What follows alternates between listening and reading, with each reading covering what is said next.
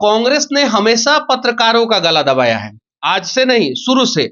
मतलब कि इनका इतिहास रहा है, इन लोगों के डीएनए में है कि जो आपके खिलाफ बोलेगा उसका गला दबाओ। राहुल गांधी मंच पे खड़ा होके गाली गलौज करते हैं, उल्टा सीधा बोलते हैं। इनके पार्टी के नेता जो है उल्टा सीधा बोलते हैं। कांग्रेस को तो स्वतंत्रता पसंद नहीं है, एकदम बिल्कुल पसंद नहीं है। नहीं, अजीत भारती पे केस हुआ है, उसका हम लोग विरोध कर रहे हैं और उनके ऊपर केस नहीं होना चाहिए, उनकी गिरफ्तारी नहीं होनी चाहिए।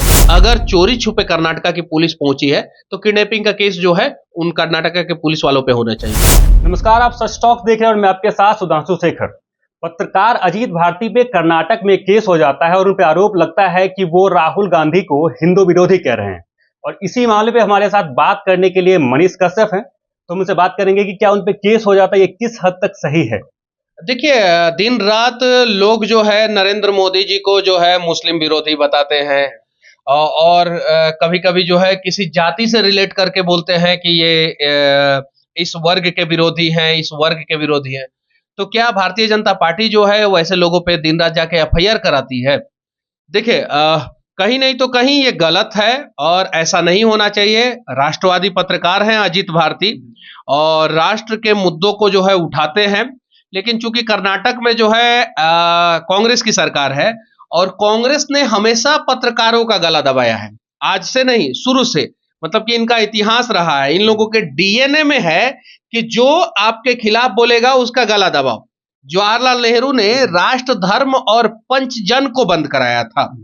जवाहरलाल नेहरू भारत के प्रथम प्रधानमंत्री।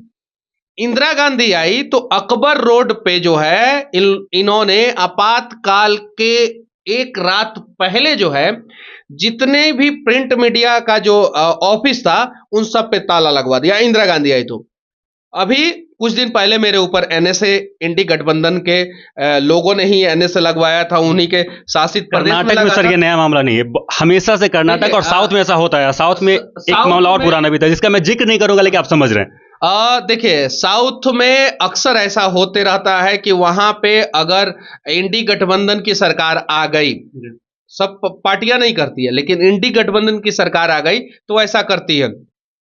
तमिलनाडु में मेरे ऊपर एनएसए लगा था, बिहार में जब राजद की सरकार थी तो मेरे ऊपर जो है 4 मुकदमे हो गए थे। जरा ये बताइए कि ये लोग फिर किस पत्रकारिता के स्वतंत्रता की बात करते हैं? ये लोग मंचों पे खड़ा होके, राहुल गांधी मंच पे खड़ा होके गाली गलौज करते हैं, उल्टा सीधा बोलते हैं। इनके पार्टी के नेता जो है उल्टा सीधा बोलते हैं, एक दूसरे पे जो है गंभीर आरोप लगाते हैं, जो मतलब कि जो सही नहीं होता वो बात बोल देते हैं। लेकिन अगर एक अजीत भारती जैसा व्यक्ति जो है ट्विटर पे ट्वीट कर देता है तो उसको गिरफ्तार करने के लिए कर्नाटक से पुलिस चली आती है। क्या स्वतंत्र पत्रकारिता करना गुनाह हो गया है? देखिए, कांग्रेस को तो स्वतंत्रता पसंद नहीं है, एकदम बिल्कुल पसंद नहीं है। इसलिए जो है कांग्रेस शासित प्रदेशों में इस प्रकार की घटना जो है आपको अक्सर देखने को मिलते रहता है। कन्हैया कुमार के बारे में मैंने चुनाव प्रचार में बोला था, कांग्रेस ने जो है नोटिस भेज दिया मुझे, कांग्रेस ने नोटिस भेज दिया। अब बताइए, अभी जो है अजीत भारती ने बोला कि हिंदू विरोधी है, उन पे ये भी आरोप लगा कि वो घृणा फैलाते हैं समाज में। घृणा तो ये लोग फैलाते हैं, कांग्रेसी लोग फैलाते हैं घृणा। कैसे कांग्रेसी कैसे घृणा फैलाते हैं? अनेकों मंचों पे खड़ा होके जो है ना जातिवादी बात करते हैं, धार्मिक बात करते हैं, कहते हैं कि मुसलमानों को आरक्षण मिलना चाहिए, कहते हैं कि इस पर्टिकुलर लोगों को, मतलब कि बहुत सारी चीजें।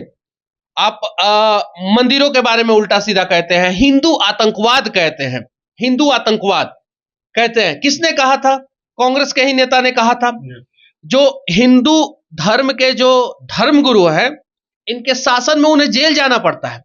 मालेगांव ब्लास्ट में जो है जेल जाना पड़ा, बहुत दिनों तक जेल के सलाखों में रहना पड़ा। तो अगर देखा जाए तो धार्मिक उन्माद तो ये लोग फैलाते हैं और धार्मिक उन्माद खुद फैलाते हैं, आरोप किसी और पे लगाते हैं और इनका शुरू से जो है ये करतूत लोगों को देखने को मिला है।